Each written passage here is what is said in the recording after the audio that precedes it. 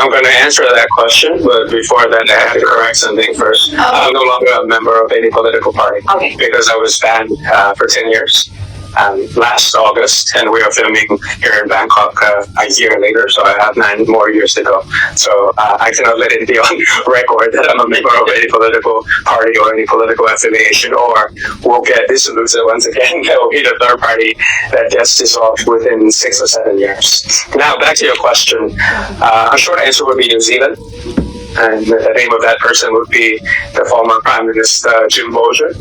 I was maybe 12 at the time. Starting to learn about form of governance, started to learn about why you have parliamentary governments and democracies and politics and things like that.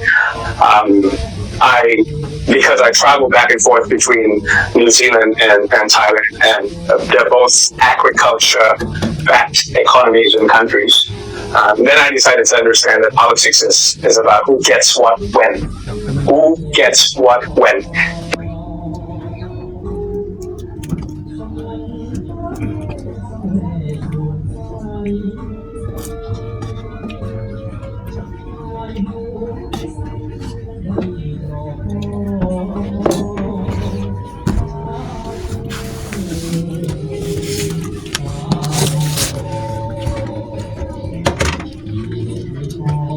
So if you're in an autocratic regime, that might be a different thing. If you're in a democratic regime, that will be a different thing. Yet, you have a spectrum between Thailand back in 1997 or New Zealand back in 1997. How come farmers in Thailand are different or were different from farmers in New Zealand? How come laborers in Bangkok slum versus laborers who are used to live with a host family get a different level of treatment?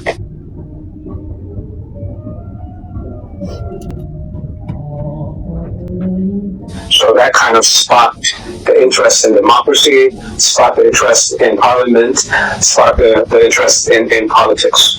So I decided that, it's something that is very interesting, and I ran for office because I believe that Thailand can.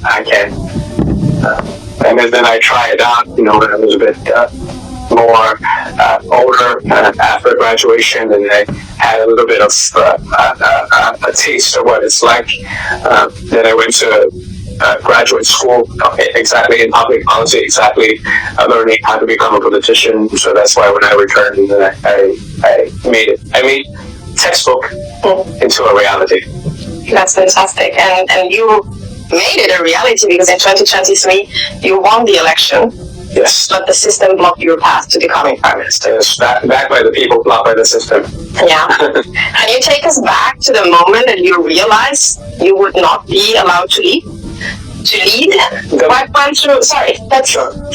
That's yeah. So, what went through your mind, and what did you learn about power, democracy, and yourself in that moment? I think the most interesting part of your question is what went through my mind, I guess. Yeah.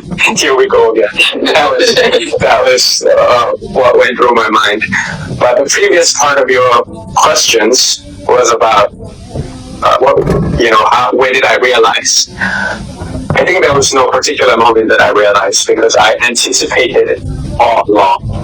Throughout the past 2 decades in Thai politics, 30-something parties dissolved, 250-something politicians banned. So this is a systematic thing. It's not a personal thing that only happened to me, also happened to my party.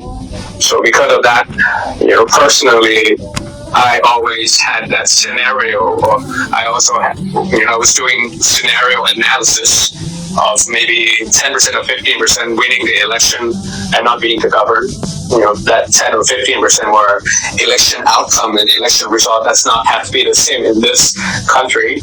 And then various spectrums whether I could, I win, I form, I didn't get blocked, I govern, and then, I got removed by and appointed traditional power, like how the current prime minister is facing, or the one before her. So it's a revolving door of leadership. It's a revolving door of premiership, and no political party in this kind of systematic problem have that kind of focus to really deal with the challenges that Thailand or ASEAN is facing at the moment because of that kind of deadlock by design, judicial coup, lawfare, and violence in the courtroom, rather than what you and I know as an ASEAN and Latin American, maybe that you understand that that democracy used to get stopped by military tanks on the street. So Thailand's been democracy for 93 years, maybe the past 70 years, 13 military coups here. So it's very high number that democracy gets stopped all the time, but it was back in the days where social media was not present. So that means you could just roll tango on the street and then you take away the constitution and tear it apart and draft your own. That's the old school way. And then since 2006 until 2025, that's when they started to understand that that method was too loud. So we keep this on the left hand. We might not do it yet. Let's do this one where we use this kind of complicated system to make sure that if the election result is not as pleasant, then the outcome can be different using a pointed mechanism. And I'm going to finish your question with a sentence. It's the politics of appointed versus elected.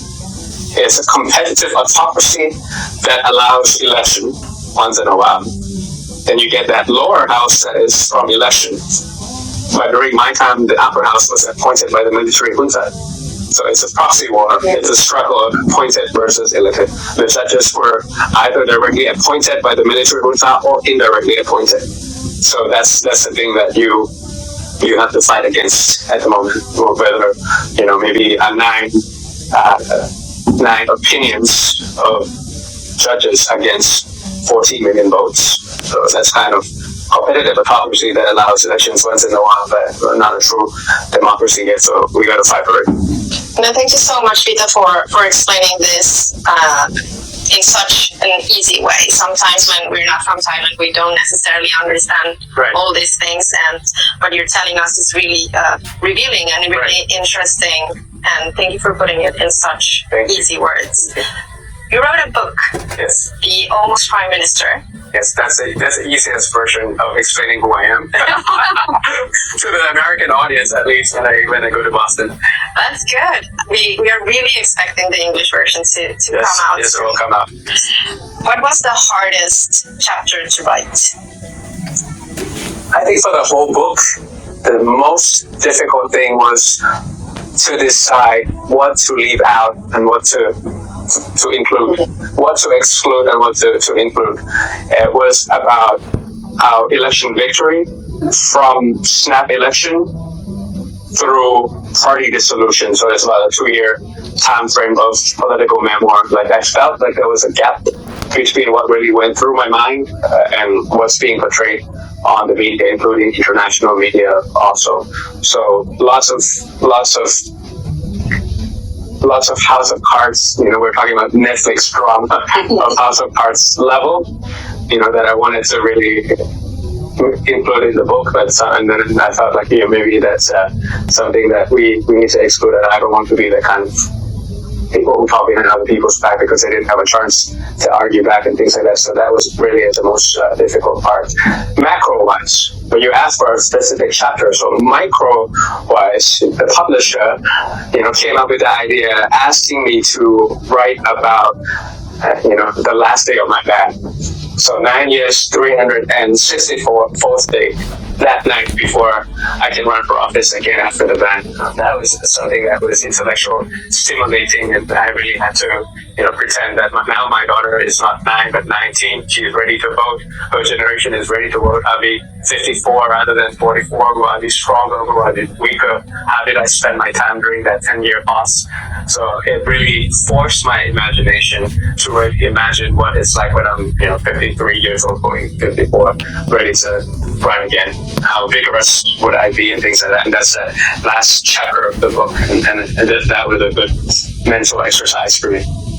I am sure that you will go back to that chapter at least once a year for the next 10 years. Maybe. To remind you. Maybe in 10 years you will say like, okay, let's see how. It's a wonderful thing. You guys all should do it. It's a self-care feeling that, sometimes you look towards what's ahead of you for the next 5 minutes or 1 hour or 1 week. But if you look in a long term, and a lot of things that you're worrying now doesn't really matter. So it's a self-healing process writing. Yeah. After writing that book, do you wish more people understood about what it feels like to serve a bigger cause than yourself, even when you're prevented from fulfilling the mandate given to you by the book? Oh, absolutely. I think the objective of writing a political memoir like that, it's not a biography, so it's not a story about just my life. But, we're trying to archive the facts of what happened during that time for that 2-year period, because lots of things happened during that time. And people might forget, or people might, try to use misinformation operation to change the facts and things like that. So we want to try to archive it. And of course, my personal feelings through it. But the objective of writing the book is that when people read that chapter or a particular page, they will think about what happened that day. What they felt like after the victory, what they felt like when they were going to the ballots, what they thought about when they were campaigning or volunteering and things like that, whether they voted for me or not. But so it's a personal story that is being translated in the reader's story. Once they read this, they'll remember, that campaign rally in the center of Bangkok, not far away from here, and they'll remember whether they were watching from Facebook, from YouTube, or they were in the crowd, and the kind of feeling that I was feeling on stage. Did they have the same feeling or different feeling? So it's a platform between my feelings towards others' feelings. And if I'm trying to show, fear of failure as well as hope in the right equilibrium in that book, and hopefully people would feel that kind of thing too when they are writing about this, and the chance of begin again in Thai democracy compared to Myanmar, compared to Venezuela, democracy in hard places, and they feel like, okay, when next time comes, I'm going to return to ballot and make sure that my voice is heard, rather than voter fatigue, which is by design, by the way. Autocrats are very good at this. They're trying to dramatize politics. They're trying to make politics as dirty and as boring as possible. So voter fatigue by design is an autocratic playbook that they're trying to do all around the world. And it was actually IDEA report, and I remember the number by a German gentleman, I can't remember his name. He was a PhD something, and he was saying, of one of the alliance, I'm not sure if it's actually from here, but the voting turnout all around the world used to be about 60-something 15 years ago. And in last year's report, it went down to about 50-something. Yeah. In Britain, it was about 50-something. In Japan, it was about 50-something. During my time, it was 76 in Thailand. In South Korea, after an autocratic attempt in December, 82%. So that kind of voting turnout is so important to the democracy in terms of representation, in terms of inclusion, in terms of the probability to win for social democrats like us as well, where we don't buy votes or we don't have any patronage system to make sure people come out. Those are the things that I hope that the book will remind them of the things that we had accomplished, that we had done, and we'll do it again against all odds. So that was the objective of the Homeless Prime Minister. That's very interesting that